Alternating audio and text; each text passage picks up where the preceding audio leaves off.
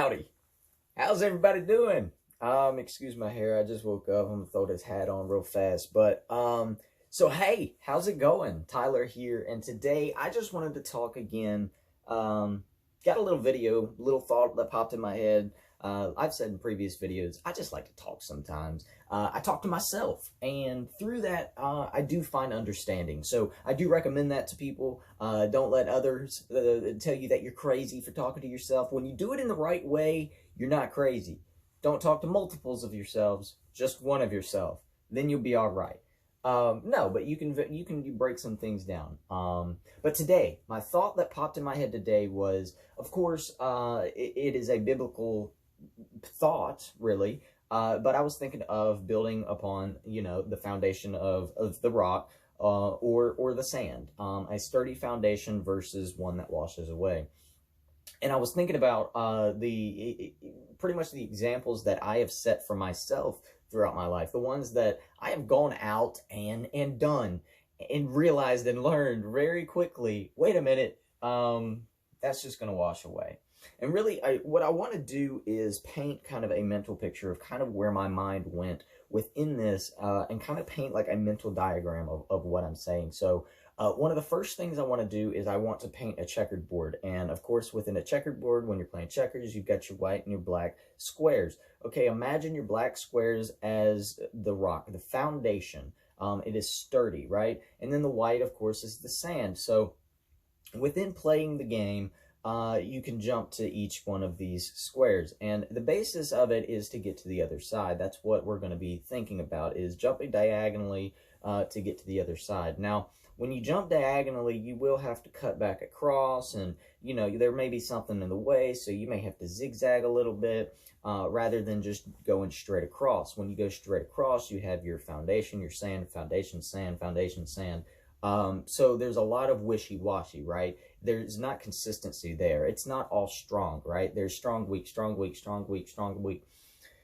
So the next thing I want to paint is you are the first one on that first square. It's an empty grid, right? And that's basically what a checkerboard is. It's a grid. So you are the first one placed there, right? And you're standing on a black one, right? You're on the foundation. You're sturdy.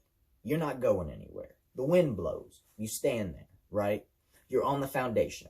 Now, you could be in the sand over there, and you can draw a little picture, right?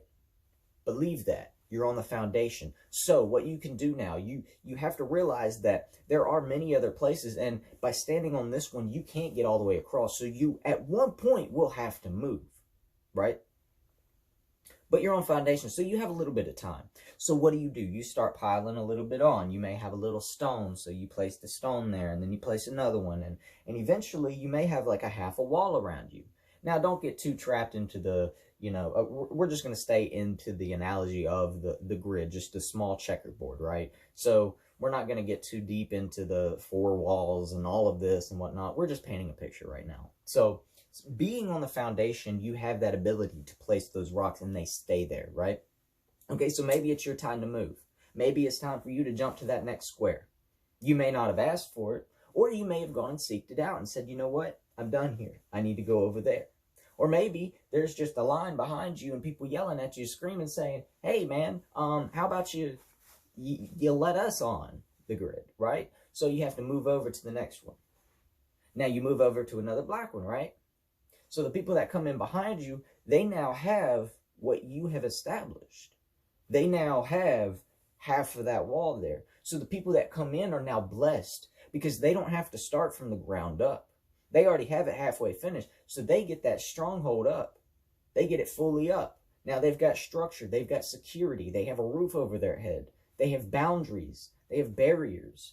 They have understandings within what you were trying to do. And what you were trying to do even surpassed what you were trying to do, because now they had their minds, their gears are working and being like, well, I see what he was doing, but if we do this, maybe that's an idea that never had popped in your head.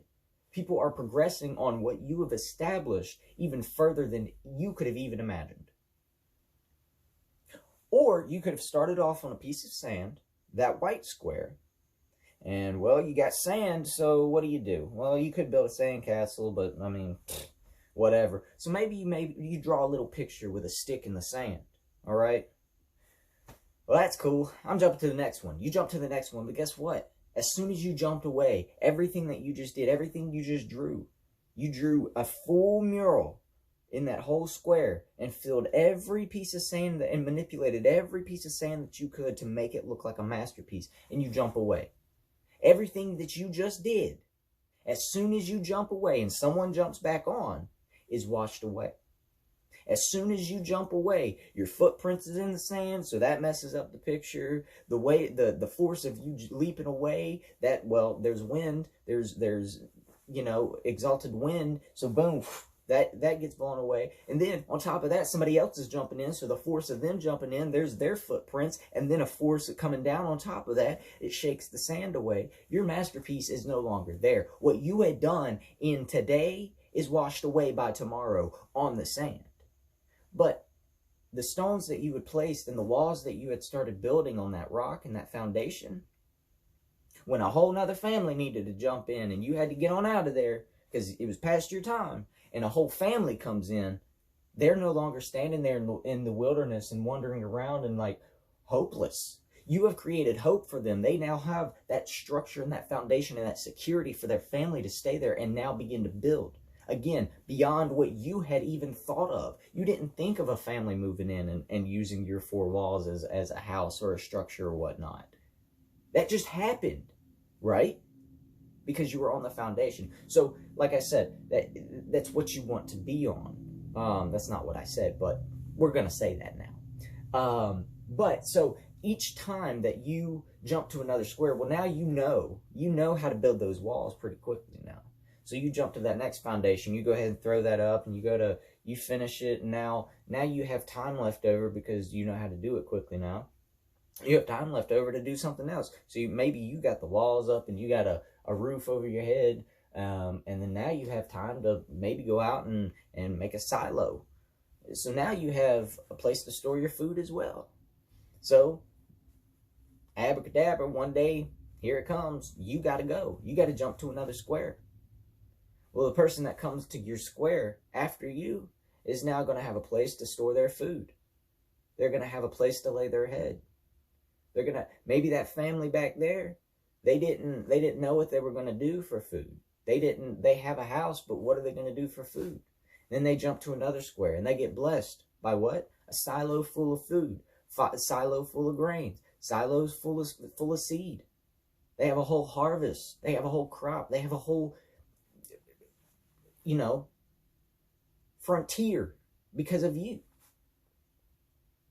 Now, obviously not because of you, because you didn't do any of it. You allowed your energy, your process, your existence to create something, to build upon that foundation rather than, and I'll give it here. We do have it does mention it in the Bible. Like I did say, it is a biblical thinking.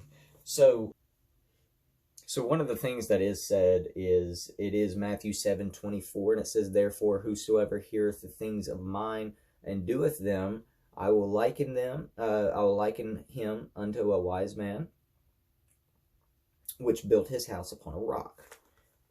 So even in the Bible, it does refer to as wise, as building upon the rock as being of a wise man, right? Because you're not only, what that is saying is, you're not just a man that is living in the moment, right? You're not just saying, "Oh, that's a nice piece of land, we can build there." It's, a wise man doesn't just stop at the immediate thought. He doesn't stop at the immediate gratification of the end result of, say, like the dream or whatever is being imagined. A wise man sets in stone.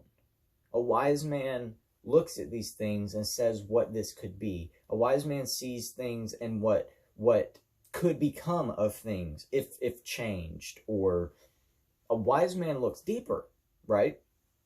And so within that, a wise man would be very, very cautious and very conscious to the fact that when the water rushes away and this ground begins to break and it's so soft, and eventually over time when it keeps doing this motion and it gets lower and it gets lower and it gets lower and it gets lower, where's your house going?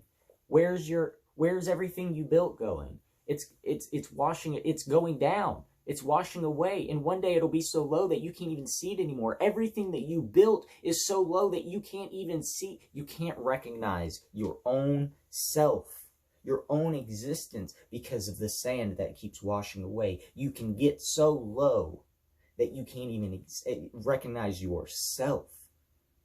If you build yourself and your fundamentals off of the sand, you will lose sight of your own existence.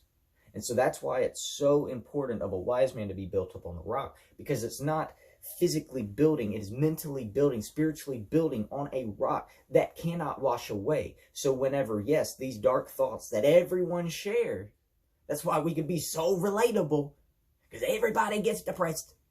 Everybody has those thoughts that come into their head, and it's like, why is every single day these are the voices that I hear? If you don't want those voices, if you don't think those make you feel good, if they're voices of actual just horridness, but you don't believe yourself to be a horrible person, then whose voices are they? It's voices of the sand whispering through you, like the desert demons.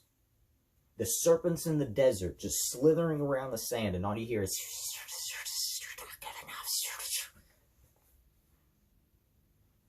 You got to get on the rock, brother.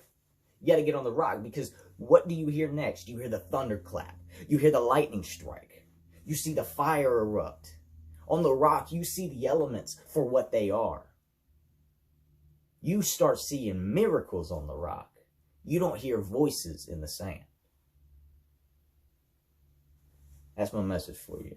Just a little food for thought. Eat up if you'd like. Stay for seconds. We may have dessert.